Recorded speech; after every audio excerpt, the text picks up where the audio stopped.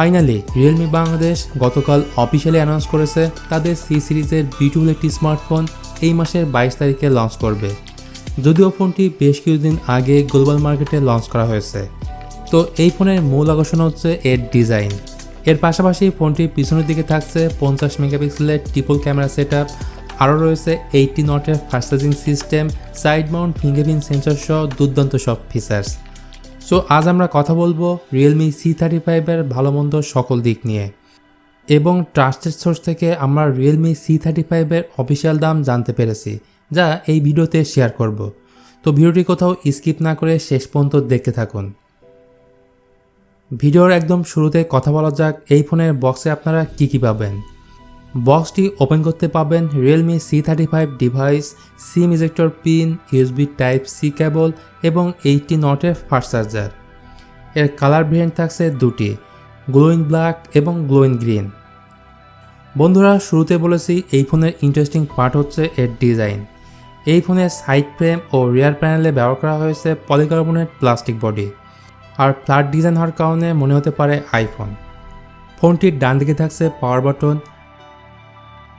বাম দিকে থাকছে সিম কার্ড স্লট ও ভলিউম আপ ডাউন বাটন, এবং নিচের দিকে থাকছে 3.5 millimetre headphone jack, microphone, USB Type-C port ও স্পিকার গ্রিল।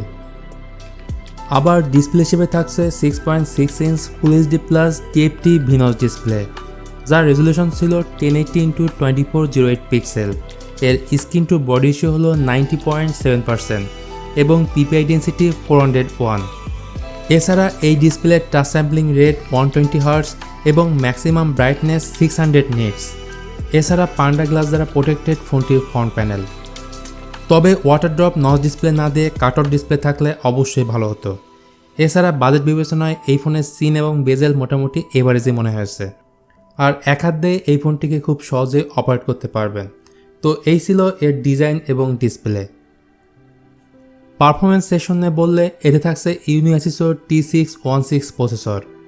এটি মূলত 12 ন্যানোমিটার ফেব্রিকেশনে তৈরি, এবং জিপি হিসেবে থাকছে Mali G57 MC1। এর র্যাম ভ্যারিয়েন্ট থাকছে দুটি, 4GB 64GB এবং 6GB প্লাস 128GB। তবে বাংলাদেশের মার্কেটে এই ফোনটি একটি ভ্যারিয়েন্টে আসতে পারে, আর সেটা হলো 4GB র্যামের সাথে 64GB রম ভ্যারিয়েন্ট।